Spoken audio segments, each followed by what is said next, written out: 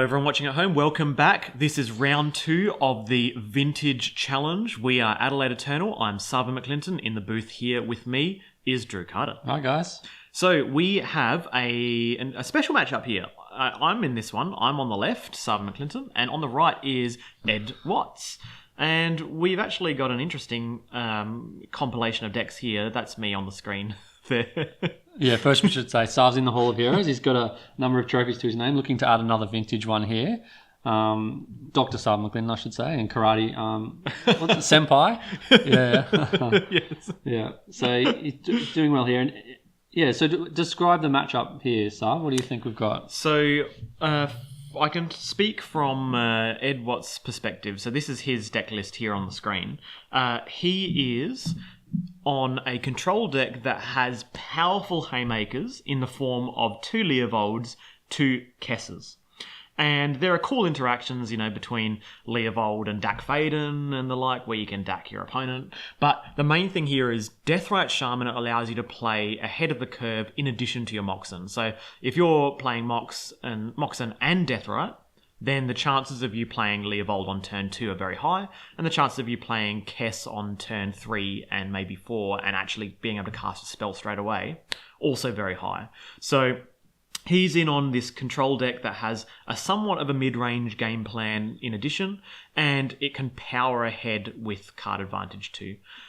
So it's kind of like a bug aggro control, but he's added the red for Kess and some artifact destruction, maybe. Yeah, that's it. And to go a bit bigger. And that addition of red gives you the Pyroblast in the sideboard, which is pretty sweet. So I think that right now for Vintage, red is a card that you just always want to be splashing if you're not already playing it, because the cost of splashing and playing 4 colours in Vintage is not very high, and the advantage is that you end up getting Dak Fate in the main deck and you get Pyroblast in the sideboard, which I think are 2 very, very big draw cards. What I find amazing is that he's running 4 colours, but he's also got Strip Mine, 2 Wasteland, and a Cavern of Souls, which that's fair enough, but that could be interesting against you. What are you on, Sarv? Well, this speaking of greedy decks, because his deck is very greedy, my deck is also very greedy because I'm also running 4 colours.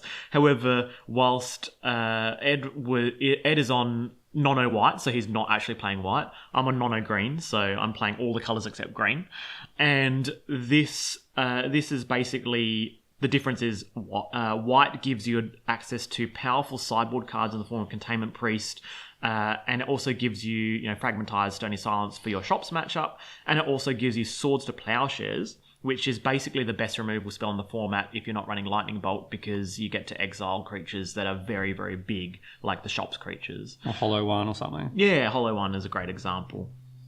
So, in the main deck, I am running a compilation of Planeswalkers, which is why I vaguely refer to it as, Planeswalker control, because you have Jace Vryn's Prodigy, Dak Faden, Jace the Mind Sculptor, and Teferi. Now, why am I running Teferi? Well, because it's new, and I'd like to see how it goes. But in reality, Teferi is actually really rather good in Vintage. Now, I'm not going to say he's going to replace Jace the Mind Sculptor. That would be hyperbole. But he's rather good because... Guess what? You can play Jace, the Mind Sculptor, and Teferi on the same battlefield because you've got these. You can't run 2 Jace, the Mind Sculptors out on the battlefield, so to speak.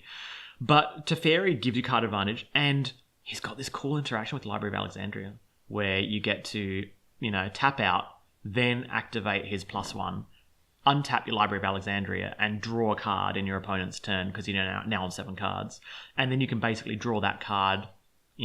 Staying on 7 cards, you draw that card in your turn and your opponent's turn. So he kind of draws 2 cards when you've got a Library of Alexandria around rather than 1. So you're drawing like 4 cards a turn at that point crazy. Or something. It's just so many cards. Is that win more? Yeah, look, Teferi, I think I can imagine empty hand, no library, play Teferi, and he goes +1, you draw a card, and then you just get Ruffle Stomped by your opponent. I can just imagine these situations, but it's probably... That's still not terrible. Yeah, it's not terrible. The main thing is, though, his -3 is this catch-all. So it's just a catch-all that happens where you're like, your opponent has a Jason Mind Sculptor, you don't have the Pyroblast, you top deck Teferi, so you put their Jason Mind Sculptor onto their deck a couple of cards down. But also the same works for in those weird scenarios against shops where you actually do have enough mana, like I'm talking Lotus turns, you can play a Teferi and you can you can tuck away one of their creatures. Or their spear or something. Oh, you wouldn't have it if it had a spear. But exactly. So basically I side Teferi out in those matchups anyway, but you can see the main thing is it's his flexibility. And the rest of the deck is card draw, and you'll note that I'm playing multiple Ancestral Recalls in the deck because I've got Gush there, which is a great, version of Ancestral Recall. And I've got Painful Truths, which is another great version of Ancestral Recall. Painful Truths can't be Pyroblasted. I really, really like it in Vintage. So this is kind of like Gush Mentor, but just evolved with more colours kind of thing. And, yeah, I like how you said the word Mentor and we hadn't even mentioned it. Yeah, Monastery Mentor's in the deck. It is technically a Mentor deck, yeah. Okay. Right. Good point. Being greedy, it's also got a Strip Mine and a Wasteland as well. Strip Mine and Wasteland. So it's very much a mirror match. I love Wasteland. Oh, I love Wasteland in Vintage. Like, the number of times I've had Wasteland on my sideboard because you go, well, I bring it in against shops because it hits a Mishra's Workshop or a little... one of their creatures, Mishra's Factory, and I bring it in against control because you can deny them, their double blue for their mana drain, but most of the time you're hitting Library of Alexandria because when your opponent has a library and control matchups, you just lose. And you can bring it in against, Paradoxical Outcome and hit their Tolarian Academy. Mm. So I found that I was having Wasteland and bringing it in against literally every matchup I played. So I just played it in the main. Well, let's go down to the match and see what work it does here. I mean, I'm going to make some just silly predictions. I don't know what happens in this. I would like to see him Wasteland you, but then you Gush in response. Oh, does nice. That happen? I can't remember whether it happens. All right. But here's my hand. So I've got Gush, Snapcaster Mage, Treasure Cruise, Jace Fringe Prodigy, Flooded Strand, and something else. Did you have any cantrips? Oh, you had... I can't remember. Okay. Mental Misstep. Yep. My other prediction is that out of the sideboard, the Notion Thief will do work, but I'm just guessing. Who knows? Yeah. So Flooded Strand Go is probably the play here. There's really no rush to do anything. I think I've got a Preordain in hand, but why Preordain here? Like, I've got a second land for the next turn, and do I? I can't remember. Maybe you don't, and you want to maximise your chances of getting it. I think that's what it is. I didn't want to crack my fetch. I just want to go to the next turn, draw a card, hope I get a land here. Otherwise, I can Preordain and then find that land. But you get one card deeper if you wait. Like Brainstorm. Just like Brainstorm. So yeah, there we go. I ended up getting Flooded Strand off the top. So now there's again no incentive to cast that Preordain, is there? I don't know. Maybe there is. Do you want to be mana efficient with your Preordain, or do you wait till you know exactly what you're looking for? So for me, it really depends on the situation. So if it's partway through the game and my opponent has, some kind of threat out and I need to answer it, then yeah, we're going to be looking specifically for something, and mana efficiency is not really relevant. Yeah, because I read an interesting article recently about Preordain, how people just Preordain too early, too quickly, like when they don't really know what they're looking for. Hirsar probably knows he's looking for land because he wants to hit his land next turn, so that's fair enough. But yeah, just turn one Preordain, just run it out there for mana efficiency. I used to do it, certainly, but maybe you should just hold it until you know exactly what you're digging for. Absolutely. Highlander is a good comparison for Highlander fans out there. When you've got only one Brainstorm, one Preordain, and one Ponder, they're so valuable that I often find I'm holding it until, turn 5, turn 6.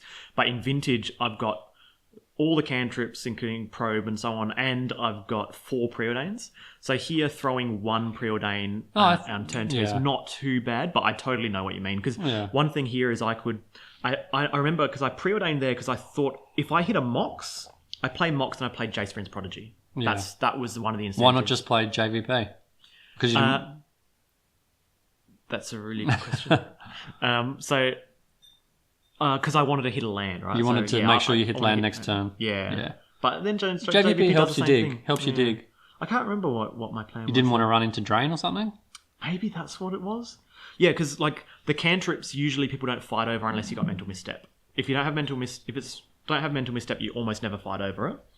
But if I played JVP there, he would 100% fight over it, either Force of Willing, not necessarily Force of Willing, Mana Draining, or the following, or Lightning Bolting, or doing some kind of interaction spell. The way you've sequenced it here, it means you did get the Force of Will from the Preordain, so you've got some protection. Or also, are you thinking about gushing next turn? Yeah, I think that's my other plan as well. Yeah, so like if I don't hit land, then I gush. If I do hit land, I don't gush. I've got Demonic Tutor is the last black card in hand there. So sometimes one of my most favorite plays is Demonic Tutor for Library of Alexandria, because a lot of the time against your control opponent, you cast Demonic Tutor and they counter it because you know that the threat of finding Library of Alexandria is really high. But if they let it resolve, then you find Library of Alexandria because then they can't counter Library. So, yeah. So what do you think about taking that Force from your hand then? Was that the correct choice? After the game, and we don't know what his hand is because it was flashed so quickly earlier, but after the game we chatted about it because I was like, oh, you took Force. And I think even during the game I was like, okay, well, this means your hand is very good, right? He's got something to jam. Yeah, so I believe his hand is like Leovold or Leovold Kess.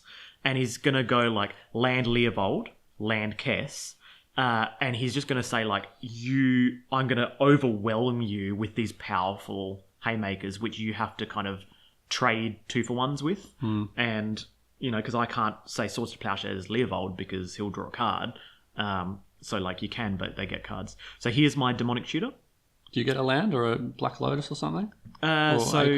So I'm almost 100% going to show it to the camera, but this is for me. Demonic Tutor is really deterministic when I'm in control mirrors. In that it usually doesn't resolve, but when it does, find a land, like find Strip Mine, find Wasteland, find Tolarian Academy, find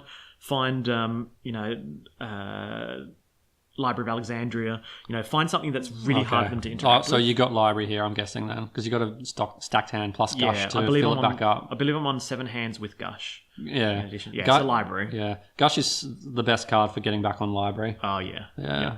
Like, I needed to hit a land anyway because I didn't draw a land for the turn. And if I'm going to hit a land anyway, I may as well draw Library. The question here is, do you run out Library because your opponent might be a Strip Mine deck? And he is. And he is. And I didn't know that he's on 2 Strip Mine, two Wasteland, 1 Strip Mine. So I'm like, if I knew that, I definitely wouldn't run it out. But here I'm pondering. I'm like, is he? You're thinking. Like, is he? Yeah, I'm pondering. I'm thinking. You haven't cast Ponder yet. No ponder. just thinking. So yeah, I'm going to... That's right, I remember this now. I was expecting this to get countered. And you're like, oh, what do I do with these cards? I was going to deploy the Gush and, I was thinking he's going to 100% counter this. 100% is going to counter it, and he didn't counter it. And I'm like, oh no, this means that you've got some crazy hand. But you got lucky with the Lotus. Yeah, so I hit Lotus. But either way, my plan was just to play Library, pass, discard a card, then draw a card in their turn.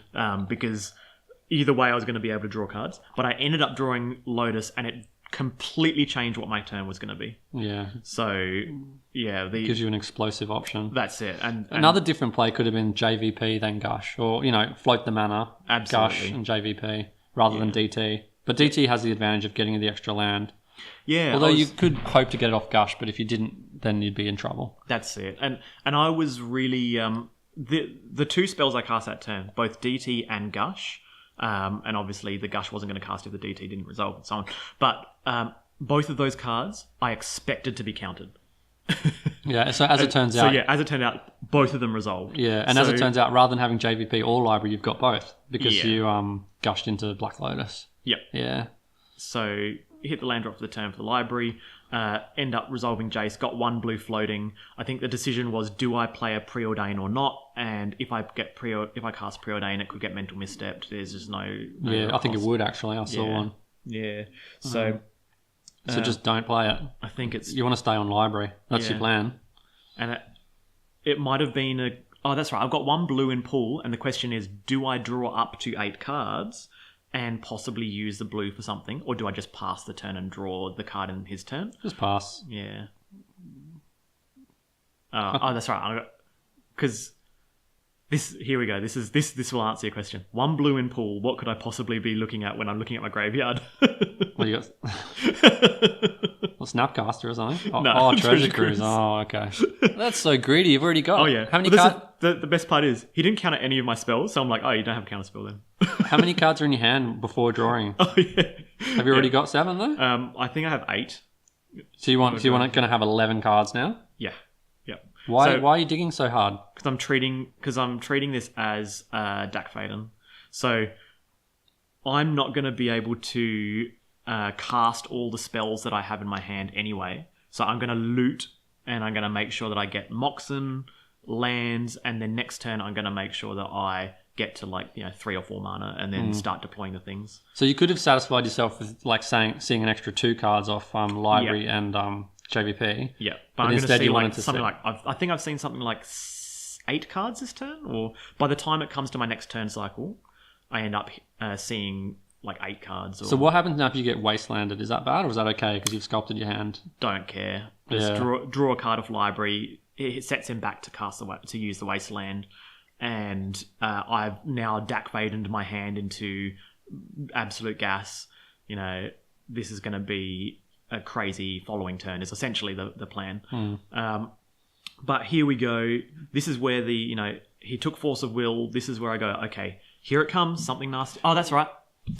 The other reason why I treasure cruised, because he telegraphed Leovold. So you didn't want to waste it. Yeah. That was it. So because he took my force. I saw him in the previous round, and he had a Leovold on the battlefield. So I knew that he was a control deck, and I knew he had Leovold in there somewhere. When he took my force, I'm like, he's probably got Leovold. If he has it, my treasure cruise is going to be useless. So I'm going to make sure that I just cast it now and Dakvade in my hand. JVP, you can still use that in their turn under Leovold, can't you? Yep. Okay, so that's good. So...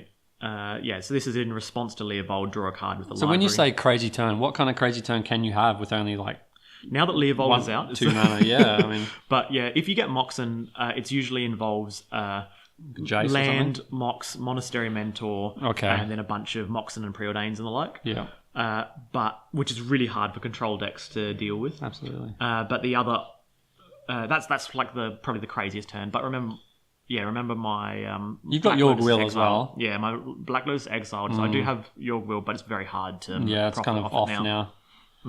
You don't have Lotus Petal. No Lotus Petal in this one. Because that's good with York Will as well. It's a nice candidate. I'm only on 4 Moxen, I believe, so I don't run Emerald in this particular one because I run Stony Silence. Lotus Petal's good when you're running Drain as well, so you can get on turn 1. And this having the Leovold out completely changed. Everything. I was saying, look, I've looted my hand. I've made my hand good. Now, what do? You can library in their turn, and you can Jace Friend's Prodigy to discard a card, not to draw a card. Just use library as a land. Forget about the draw and use JVP, I think. Yeah. Or ignore JVP. Yeah, is another option. Fair enough. But then you're down on mana, and you're getting beaten down. But JVP, I'd want to flip JVP. Oh, but you can't use JVP's +2 because of the Leo. Exactly. So JVP is really funny because it's actually not very good anymore now that Leo's out, because you can't target the Leo with -2, -1 because it's basically not something you want to allow your opponent to draw a card off. It's not valuable. And you can't really flash anything back except removal spells, and even then you're still giving them card advantage. So this is I go, I'm going to activate Jace Friend's Prodigy to discard a card. That's what I'm saying. And this is the funniest part. I had planned this whole situation thinking I had 5 cards in graveyard. And you thought, and I'm like, I did it. And then I go to flip him and I'm like, no, wait a second. And I'm like, wait, I've only got 4 cards. Yep.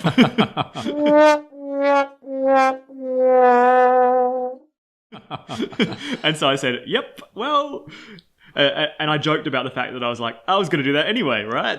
Because I just wanted a card in my graveyard. But and Leovold also turns off in 2 ways Gataxian Probe as well. Oh, yeah. Because you can't target him and you can't draw the card. So, I was going to discard the probe anyway, so I just needed to get Jace Friend's Prodigy activated the following turn. So here he's attacking with Leovold, and we just clarify that, yes, I simply draw a card here. And then I go, and I don't find Swords of Plowshares, so I just go, I'll take 3 damage. Is that your plan, to dig for swords, or you got other things in in reality, mind? I have swords in hand, but I'm just not swordsing it now. I see it, okay. Yeah, so there's absolutely no point with me swordsing it now, because he's got Mana Drain open, he's got Flusterstorm open, he's threatening literally anything. Why didn't you swords it last time when he was tapped out? Because I think I don't have a Mental Misstep, and he might have a mental So you're misstep. waiting to protect I'm basically it. just like... So you're going to don't draw win- lots of cards so you can Yeah. protect the swords. I basically don't win the game if Leo doesn't get removed. So a hand with Swords to Plowshares, no force, no mental misstep, basically no protection whatsoever, is not playable. I just have to just keep drawing until I find a Swords to Plowshares. A mental misstep, Yeah. force of will. If you weren't drawing extra cards with the library, would that still be your plan, or would you go for the sword straight away? Probably just go for it because Yeah. you just 'Cause he it's could gonna be get drawing worse. counters as well. Yeah, exactly. But because I've got library and I've got Jace's Prodigy, but it's moot, it's just a discard. I'm going to see more cards than him, so I'm going to be able to see a mental misstep or a swords to or a force of will or a flusterstorm or a pyroblast. Like there's so many candidates, it's the likelihood of finding is very high. So what I've learned now is that when you play DT, I counter it. Yeah, counter DT. Just Okay. counter it. So many people just don't counter the DT. They're like, I'll counter the thing they find. Because they're You're kind like, of curious. yeah. What are they going to get? What are you going to get? Maybe I'll counter the The curiosity killed and the that gets cat, rid of so- it. But then not only I say, okay, now I have one mental misstep, mind break trap, and Swords to Plowshares. So if ever there was a turn to go off, it'll be this And one. you've got Monastery Mentor as well as a backup, like to Yeah. to deploy after this battle. Correct. And he correctly attacks Jace's Prodigy because, it's a threat. It's a nice threat. So here comes an exiled card from graveyard to... I've got a land in graveyard. Exile card in graveyard, 3 mana, so he's able to deploy something. And what's a good 3 mana threat in Vintage? It's probably Dakfaden. But it's a 4 mana. Kess. Oh, okay. Nice. So here we go. Does he have anything worth flashing back at this point? Well, I don't believe he does, but It's still a Kess huge threat. Leo is really hard to beat, right? Yeah. So I say, I'm on 7 cards. I'm going to draw a card. And note that I have Mindbreak Trap in hand. And if ever there was a time to fight, it's when Kess is on the stack. So Kess is on the stack, and I say Swords to Plowshares, your Leovold, which triggers it and allows him to draw a Okay. card. That's the second card. This is the Yeah. second card with Mox Ruby. So here we go as a Mental Misstep. And I hope you're ready for a Thug Life graphic. So, so Kess is on the stack. In response, Swords to Plowshares. In response, and this is where you get greedy. I go, I'm going to Mental Misstep your Mental Misstep because I want you to use a counterspell because if he has Flusterstorm, I get blown out, right? So I'm really worried that he's Flusterstorm. But here we go. Mental Misstep. So he could do one of two things. He can let the Mental Missteps resolve on each other, There or it he is. can Mental Misstep my Swords to Plowshares. I mean, ominous cloud came across the screen then. Here we Whoa. go. Mind Break Trap. Boom.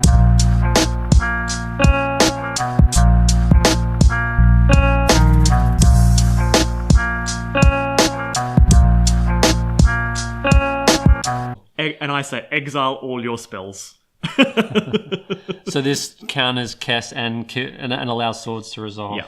So it was a trade 3 of my cards for 3 of his cards. Is Because that right? you didn't have a counterspell for the Kess No. apart from the mind break. But the trap. Mind Break Trap is the one. So, like, if he doesn't fight over it and Mental Misstep the Swords to Plowshares, then I can't actually Mind Break Trap the Kess.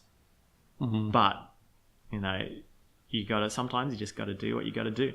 And this board is now fantastic. I 3 for 4'd him. Is that right? No, 3 for 3, 4 for 4 because he drew a card off the Leovold. So technically it was an entirely equal trade. However, I traded a pile of bad cards, Mental Missteps, Mind Break Trap, and Swords to Plowshares for 2 of his best cards. And he spent 7 mana to cast those cards. Like True, 3 for Leo, 4 for Kess. And I played 1. With swords, yeah. So, like, knowing when to fight is very, very important with the, like, a lot of the time people just snap off the removal spell on the thing that's threatening them, but sometimes you just got to let it stick around for 3 turns, then pick the right time to fight over it, especially when you're library around. So now Leovold is away, and I can finally actually start getting card advantage, not just looting. And the JVP is kind of back online. Yep. There is an option here to, JVP flashback, Swords to Plowshares, kill the Deathrite Shaman, clear the board, but I really don't want to do that because, losing the Planeswalker is not great. So instead, just playing a blocker here, which is in the form of... Yeah. and I know he doesn't have a counterspell. Do you presume he's out of gas and you just want to kill him? Yeah, he has no counterspells because he didn't fight over the Mindbreak trap, which was blowing him out. And so I just go into turbo mode here. Like, okay, you got nothing, so I'm just gonna, trigger my Monastery Mentor as many times as possible this turn. With a probe here? Taxian probe? This one is Treasure Cruise. Oh, okay, you've got mana. So I said, because I'm activating and giving flashback to this card, Jace Vryn's Prodigy is in the graveyard, so then I can choose to play the costs of Treasure Cruise and I can exile him. Yeah, delve away him. Yeah, delve him away. So I just leave Swords to Plough. No, I think I exile everything. Do you ever wait with the Gitaxian probe, or do you always fire it off straight away? I think in decks where you've got Monastery Mentor and so on, you can hold it. It has so much value. But if I'm in the blind, I don't know what my opponent's playing. You want the information. I just want to fire it off with the information. Information is so valuable. It's like, Thought Seizing them, but without taking a card. But here my hand is Fragmentize, Wasteland, Strip Mine, Dak Faden, and Snapcaster Mage. And I've got 2 tokens and Monastery Mentor. And the plan here is to obviously, just go off the following turn. But it's all about what he draws. And he could have a second Kess or a second Leovold, which are fine cards. But again, when you've got Monastery Mentor and you've got tokens... Even the tokens are enough at this point. Yeah, that's it. Just start casting spells and attacking. The most annoying thing that he could have is Leovold, because it means that my preordains and so on that trigger the Mentor are solely for prowess, but nothing else. And I don't really want to do that because... you could get your opponent down to 2 and then they cast balance. Well, he doesn't have balance, obviously. No, well, that's another kind of good card that you've got in white that he doesn't have access to. The balance. You'd have to run, Toxic Deluge. And these kind of like replacements for Wrath Effects. And Deluge is a great card, but I don't really have any fear of it here because let's say, hypothetically, your opponent has Toxic Deluge. They cast Deluge on this board. They lose their 1 card. They kill my 1 card, and then I untap and I play Dak Fade and I strip mine one of your lands or something, and or just discard the strip mines. Okay. So this is a Time Walk. Time Walk when you don't have much of a board presence. He needs a draw spell. He needs Treasure Cruise or Dig Through Time or something. Yeah, but in reality, one thing is my life total. So 2 activations of Deathrite Shaman. With the and now a second Deathrite Shaman. This is actually a path to victory. Yeah, this is 4 a turn now. Yeah, so this takes me to 9 because he activates it now, and then the following 2 turns I can't crack a fetch land or anything because it's essentially presenting the possibility of killing me in 2 turns if I crack a fetch land. But he's now got Dig Through Time, as you're saying. It's something that he needed is Dig Through Time. He hadn't drawn any cards until then. Really? Yeah. He just kept laying down threats and countering spells. Yeah, his laying threats and countering spells. And I'm all out of spells. I'm all out of threats. So he leaves Time Walk in the graveyard, and that's basically his last card there. And then in the Dig Through Time, basically, I'm not scared of anything. No, because he doesn't have lightning bolts or anything like that. And even then, let's say, worst case scenario, he has, a lightning bolt in his deck. He dig through times. He finds one of his cards is lightning bolt. So he uses Deathrite Shaman to bolt my Monastery Mentor. I go, okay. He has a single card in hand, whatever that card is. Let's say it's Kess, the worst possible card for the following turn. Whatever it is, that one card's not interacting. No, I was thinking bolt for the face to help race. Oh, yeah. Yep. It's definitely viable. But yeah, the dig through time there when you're tapped out is not scary. But if he had all his mana untapped and he had the chance to dig the previous turn, that would be terrifying, right? When they time walk and they just have access to 7 mana. Can he recur the time walk to get like bang bang with the shamans? It could definitely happen. And I'm really, really worried about it. So I believe I changed my game plan now, because now I'm just digging to the second source of Plowshares in my deck, because the Deathrite Shamans will be the death of me if... Kess is a good way to recur time walk. But it's expensive mana-wise. He doesn't have any other way, I think. Does he have Snapcaster Mage or something? No, I don't think so. Yeah. So his Kessers are operating on his Snapcaster Mage role, where he's just kind of like, these are going to be multiple turn Snapcaster Mages. So I cast Mox Ruby, generate a new token. And I said I'm going to track my Prowess and my new tokens as the flipped AE white tokens. And the AE blue tokens are my creatures. And I said all I need are I think I needed 6 spells, right? Okay. For lethal. Because 6 spells means he has to block one of the creatures, the Monastery Mentor, and then he'll take exactly 14 of the 2 tokens. I'll be impressed if you can do it, because you've already used Gush and... Yeah. It's not easy here. Do you ever kind of mental misstep your own preordains for that stuff? If I know it's in the bag, then yes, but there's a chance you could have Snuff Out, and you know, when you have the opportunity to play around Snuff Out, you just play around it, right? Is that played in Vintage? Yeah. Nice, yep. okay. Yeah, it's good in those kind of young Pyromancer type decks. So here's Preordain, and again, I just Preordain into, you know, remember one of my last cards in hand is Fragmentize, so I just need one more spell off this Preordain, I think it is, and then, you know, go for the attack, and then obviously if his last card in hand is Snuff Out, he snuffs one of the creatures, he blocks the other creature, goes to his turn. He still had to have blocked one of the creatures, otherwise he dies, and it means he's actually down to 1 Deathrite Shaman. Yeah, so it's a very safe attack. You've bought a lot of time then. Yeah. So safe attack is safe. And then obviously, you know, it's a deterministic win the following turn when you've got 6 tokens out. So this is Prowess is 4, 2 more spells required. And let's see, that's Fragmentize brought to the front of the hand. Here's the 1 white mana. I've got 1 blue-red mana on Volcanic Island remaining. Prowess goes to 5. And maybe a Pyroblast or a Preordain or something. Yeah, literally anything, right? Yeah. I believe I've got 4 cards in hand, is that right? Plus to storm your own stuff, although it's a bit late. But yeah, too late to retain priority there, right? So it's interesting that you play Mindbreak Trap and Flusterstorm main deck. Yeah, so you have a number of slots in Control, right, where you kind of go, I can play 4 Force, 4 Misstep, and then you have like 2 Flex slots. So you kind of have 10 to 11 counter magic slots, and you get to choose your combination of, you know, the 4th Misstep, the Flusterstorm, the Pyroblast. Just the Pyroblast. Just Pyroblast something. So there you can see why it's better than Red Elemental Blast, because it just can hit anything. Yeah, that's it. Yeah, perfect in those prowess steps. Oh, well played, sir. All right. So we got there. And this is one of the advantages, obviously, of white. Now, obviously, the strength of white is in its sideboard cards, but the best main deck card white offers to control decks is Monastery Mentor. Right? It's the best win condition in a control deck, isn't it? Still? Absolutely. Yeah. And like, you know, you kind of have this choice. You know, do I play, you know, black for Yawgmoth's Will or white for Monastery Mentor? 3 mana win the game cards that usually win you the game either on the spot with a Time Walk or the following turn. And I just play both. Yeah. I mean, Monastery Mentor kind of showed itself to be kind of better than Yawg Will in a way. Like, yeah. It pushed out black from the format, right? Everyone's playing Jeskai because, you know, in the past, you know, Esper and not even Esper, you know, just Grixis and so on were just really, really great ways to play Control and Vintage. And then Monastery Mentor gets printed and it goes, just spins everything on the... Ed's like, I said, show... I went to go and check the round timer, I think, something like that. But, or check the camera. That's right. I was checking the tech. So I said, I'm just going to check the tech. Please don't show me your hand or your sideboard. And so he bluffs and puts his hand up on the screen and shows the back of his deck. Well, speaking of his sideboard, let's have a look.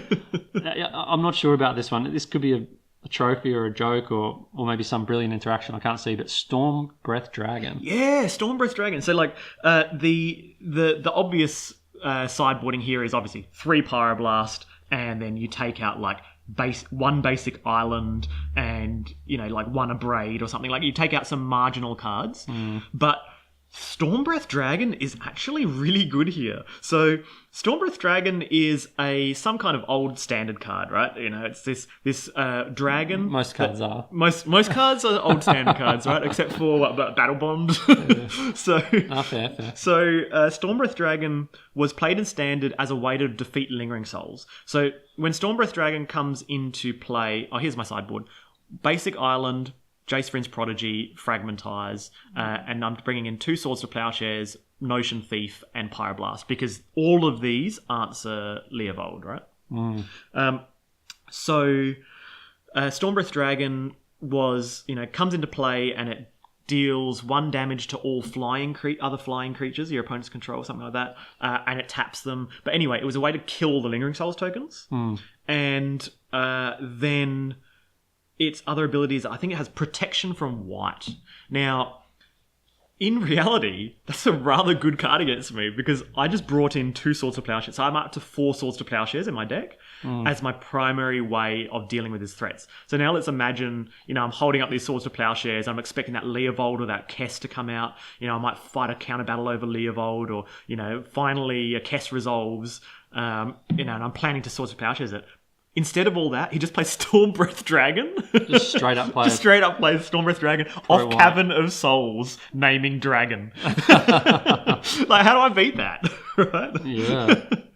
So, yeah, I like his sweet, I love it when people have this, like, sweet one card in their sideboard or one card in their main deck. Somewhere in their 75 where it's just this, like, I'm just going to just cream this one matchup. So here's my hand. 2 Moxen land, Jace the Mind Sculptor, Painful Truths, Ponder, and another land. So I'm actually on 4 mana sources, Painful Truths, Jace, Ponder. What do? So your opponent plays Library of Alexandria, what do? Yeah. Turn 1. So I go Mox, land, Painful Truths for 3. Here we go, boys. Ancestral Recall. Yeah, and you've got the good mana development there as well. Next turn to have a big... So you've got to play kind of beat down now. You can't hang around. Yeah. When your opponent is on Library of Alexandria, you're like, okay, game plan changes. This is like, draw cards, find a Snapcaster Mage, start attacking with Snapcaster Mage, like, get their life total down. Or start digging for a Wasteland as well, maybe. Absolutely. Yeah. So... my hand, there we go. We've got Force of Will. So I'm easily built. Yeah. Sav likes his Painful Truths. Oh, I love it. And jokes. He's like, card is sketchy, and like he's like secretly, I love that card. It's just he could play it as well. Yeah. Painful Truths. What about great. True Name Nemesis? Does that ever see playing like lists like this? I've tried to play True Name Nemesis in Vintage. I've really tried to, and it just. The only home it has is in Deathrite Shaman decks, and I don't generally play Deathrite Shaman decks because I love the card, but I don't think its home is Vintage. Yeah, so Ed obviously thinks Leo's better than the True Name. Yeah, and I think Leo plus Deathrite Shaman, just like that combo is, I really, really like that particular combination. So you've probably got Jace coming down here. Yeah, You've got Force of Will back up. What's your plan about racing a library? Well, it's to play Jace. And Jace is better than Library of Alexandria, obviously. And eventually they have to fight a counter war and they get off it, whereas you always have Jace. And here, I'm just going to slam Jace because look at the power of Painful Truths. I just Ancestral Recalled on turn 1 with my Painful Truths, and I found Force of Will. I'm ready to defend this Jace. Let's just go for it. The other alternative is Gitaxian Pro. Let's just make sure that this is going to resolve. So he has Force of Will and Kess, Volcanic Island, Wasteland. So the Wasteland changes everything, right? Like, I was thinking if I could play one more turn where I play another land drop and I get Pyroblast, Force of Will up to protect a Jace, that'd be great. But I can't really do that. I just have to slam it because he's got Wasteland. And here, he has to make the decision to let Jace resolve, stay in Library, or force it and be 2 turns off Library. And he makes the correct choice, which is don't force it. Because if you force it, you're two turns off Library, and if I force back, he's 2 turns off Library and Jace resolved. Yeah. So, it's the correct decision here. Because, obviously, I could be bluffing Force of Will, right? But... where he's like, oh, he looked at my hand and he just slammed the Jace. I suppose he thinks he can kind of keep parity, even though he's only seeing drawing one. He can definitely keep parity, yeah. And he's got the Death Right to accelerate and do damage later on. And in reality, it's basically the same thing until I draw a fetch land. The moment I draw a fetch land, Jace just is like so much better than Library. But until I draw that fetch land, he's got like, a couple of turns to really... try and stay at parity whilst he develops his board slowly. But again, he can't send cards out of his hand. And Leo's fantastic against Jace because even if you bounce him, he's drawing a card off of that. Absolutely. I brainstormed into Mox Ruby, which I 100% played because I got Pyroblast in hand. Nice. So now my hand is double Force. Flusterstorm, Pyroblast. Blue cards ready to pitch. Yeah. And I have the ability to cast Treasure Cruiser following turn. And one thing I've found, and the reason why I love Painful Truths, is when you cast Painful Truths, Dig Through Time, Treasure Cruise, 4 Preordains, like you cast any one of these cards, they literally string into the other one. I cast my Painful Truths, and it found me Treasure Cruise. And I'm going to cast Treasure Cruise, and it's probably going to find me Gush or, Dig Through Time or something. So, like, Painful Truths gives you the critical mass of... which are otherwise lacking. Yeah, which are otherwise lacking because they're all restricted, right? Like, Gush is restricted. Skeletal Scrying. Skeletal Scrying. Oh, we can get there. Yeah, but that still taxes your graveyard a bit. Yeah. I like the end of turn Skeletal Scrying. That's pretty cool. But yeah, Painful Truths is really good with Snapcaster Mage and Jace Vryn's Prodigy, just costing out one less. And Sorcery Speed's not too bad. So I found Notion Thief and Black Lotus. So Notion Thief might say hello to Library of Alexandria. But keep in mind that I believe I have played a match with Ed on camera before, and I've had like the Dak Fade and Notion Thief combo out, and he's probably still triggered from that situation. Wasteland's nice. Yeah. So like I was thinking about going greedy, but I'm like, nah, Ed will not play into Notion Thief. So I'm like, nah, I'm just gonna wasteland this. I'm not gonna try and be greedy. He's gonna, have a Pyroblast up for that Notion Thief. He's gonna find a way to, not let me get him again.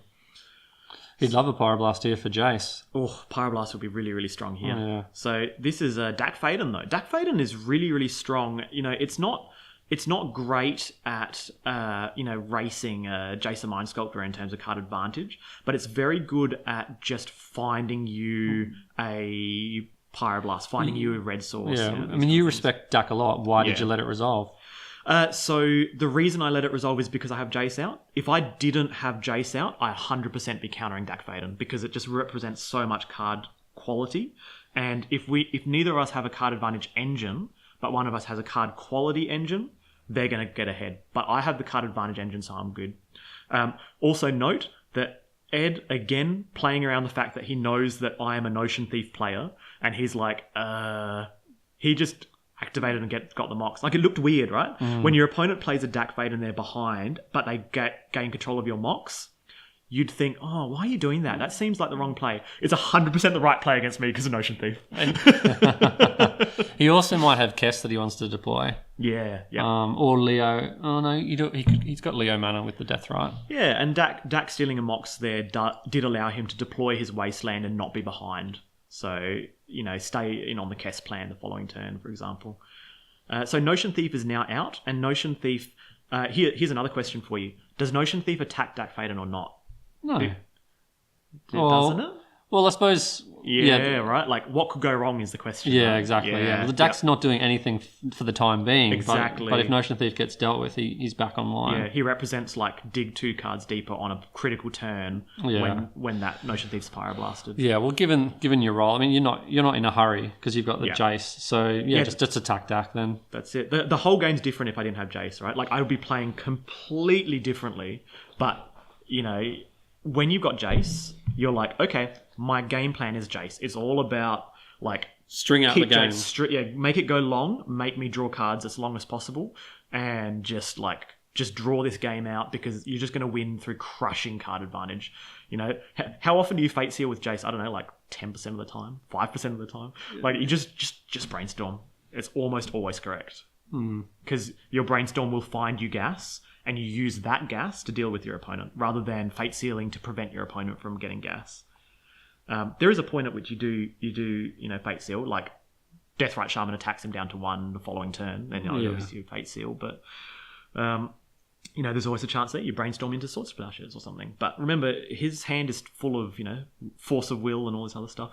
So here's Lotus for 3 mana, and not even tapping the rest of the mana. It's just to cast a Treasure Cruise now, and keep my real mana open when I pass the turn. Because remember, I got Pyroblast in hand and some other things.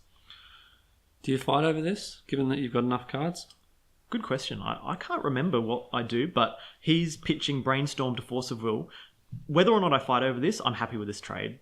Like, I think I'm fine with him losing a Force of Will and losing a Brainstorm in the process, because I'm so far ahead, and I've got Notion Thief to prevent him from preordaining, and I've got Jace to just keep drawing me cards. So I really think about this, because I'm just like, just let it counter the Treasure Cruise, And like our previous discussion, just attack the DAC because it could go wrong. Double force of will with the blue cards to pitch and Ponder. What is it? Pyroblast. So here you go. I've got 2 forces and 2 blue cards to pitch, and I've got Pyroblast. Do you fight over a Braid or Notion Thief? Yeah, it's a hard one, right? I probably would. I'm just protecting... in reality, I'm just protecting Jace. I'm like, Notion Thief isn't as valuable as Jace. Guess what I draw off the top of my deck? Dak Faden. I'm like, no! I should have fought over the... I should have fought over the Notion Thief. Oh, yeah, because you really could have got him with the thieves. Then I could just Grixis Thieves him. But look at that. I just pointed to Notion Thief. I'm like, like I was being smart here by keeping my 3 counter spells. He had another force. Yeah, he's got force for Dak Faden. And see, he respects the Dak because the combination of Jace and my Sculptor and Dak Faden is just going to give me the gas for the rest of the game. You haven't activated Jace yet? No. So this is where I have to plus because I'm just going to keep it around. And so here, would you keep the Notion Thief as a blocker or to protect Jace, you know? Yeah, if the Notion Thief was around, I'd still just plus Jace there. Okay. So I leave it on top. But yeah, as you can see, if your opponent force of wills your Dak Faden and you've got Jason Mind Sculptor, let that resolve. You don't care. The Dak Faden isn't as valuable there. The Dak Faden was more so gravy. Here I've kept my hand as... And note that I've tapped off Pyroblast because Dak Faden didn't resolve and I wasn't able to, say, like, find a red source or something. But either way, here's Ancient Grudge on my red source. He's dismantling everything except the Jace, unfortunately, for him. Yeah, and this is why you with role identification, you just go, my role here is draw the game as long as possible and activate Jace every turn. And this is literally what I'm getting to do here. Yeah, because you're just Jace counterspells. Yep. Yeah. So my hand is 5 cards are, Pyroblast, which is now dead, but 2 forces and 2 blue cards. So here we go, just keep brainstorming, try and find a red source so that I can activate my Pyroblast, keep that up in case he plays Kess or Leovold or Jason Mind Sculptor. It's getting depleted. I think he's only got 2 cards left. So yeah. So I'm playing extremely conservatively here. Like when you've got 3 active counterspells in your hand, you don't need all 3 of them. I could cast the Ponder. Like I could cast one of these cards and take myself off the second force of will if I don't find a blue card. But like, why? Why do it? Like I've got Jace, and Jace is just going to brainstorm every 2 out of every 3 turns. So I'm always going to have more cards. So here's Swords of Plowshares. This is going to mean I'm going to brainstorm every turn now. It takes the pressure off him. Yeah, and still hand is now just still force, blue card, Pyroblast. Interesting to think, like, let's say Ed had, activated the Death Right for 2 damage every turn from the start of the game. Could he have won by now? It's possible, but I don't think he had a black source. No, and you would have bounced the Death Right at some point. At some point, I'd have to do it, yeah. So, yeah, it is definitely something that could happen if that was an Underground Sea or something instead of the Mox Sapphire or something. So he plays out Black Lotus to threaten Force of Will. So hard cast Force of Will. Oh no, actually he's got something to cast. Yeah, Kess here. Kess with a blue float it has to be a black floating. Wow, which doesn't cast anything. But yeah, here I just this is really unfortunate that he actually Ancient Grudged my Mox Ruby because I wasn't able to just Pyroblast it. Pyroblasting is a clean answer to Kess, but here I have to pitch Jace Friend's Prodigy, which again I'm still in the advantage. I'm just going to brainstorm every turn until my opponent concedes. Out of just sheer misery and boredom. So, yeah, it's pure boredom. There is every incentive if this was, this is so far. Do you find Teferi is the same or slightly different? Yeah, Teferi is pretty soul-crushing when it's active and your opponent always has untapped mana and they have an on-board answer waiting for your threat that you finally play to threaten the Teferi. It's so hard to answer. So here's the dig through time. So, there's merits to, end of turn, your opponent's turn digging, but I'm not going to let my opponent untap with Volcanic Island and clean answer Pyroblast my dig. I don't know if he's got Pyroblast, but I just assume that there's going to be Pyroblast there somewhere. Yeah. Leave Mox Ruby in the graveyard because the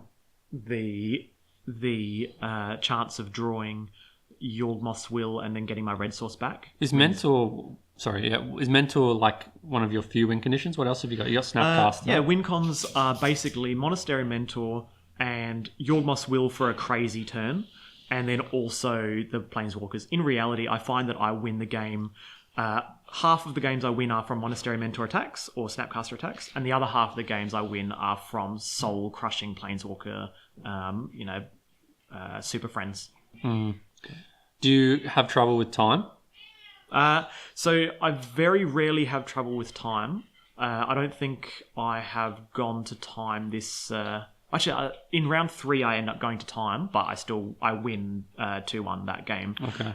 It's just a matter of identifying your path to victory and making sure you can complete that within the time allocated. So, note that is 2 sapphires. The double sapphire. Note that is my sapphire. So you better get that back. So it's pretty funny. He's disobeying the restrictions in Vintage. It's like you're playing that Chandelar game where you have, decks with like 3 or 4 Back Lotuses and, Infernal Contracts, 5 Infernal Contracts, like these crazy games. But yeah, when you are in the driver's seat, I'm 1 game up. I have absolutely no chance of not winning this game. Like the library is gone. So you just forget about the clock. So just forget about the clock because you're just gonna win regardless. So, but even that being the case, you can note that my operations are quite fast. Oh yeah, you can't forget about the clock per operation. Yeah, you got to be respectful. Yeah. So here it's like, okay, I'm just going to deploy a threat now and caster. This is all main. This is all end of turn. So here's the Pyroblast. So this is a really good point to choose a battle. So he's chosen a battle at a time where I do not have Pyroblast up because I don't have a red source. I ended up drawing a Mental Misstep, which is great. But he chose the battle at the right time. I'm tapped out. I don't have Flusterstorm available. My A-Caller's on the stack. I have fewer cards in hand. So he goes for it. But it doesn't end up working because obviously I've played the game to have like 3 counterspells in hand at all times. And here's Teferi. Oh, here's Teferi. That's the nail in the coffin. Well, the nail was probably like, I don't know, like 10 turns earlier. And Ed's like, oh, there's another Planeswalker. This was the point at which there was a crowd around the table. So the table was, I think everyone else has finished their games. They've come up and they've asked us, what game is this? And I'm like I'm a game up and we have like 10 minutes on the clock or something. Could you put your Sapphire into his library? Whoa!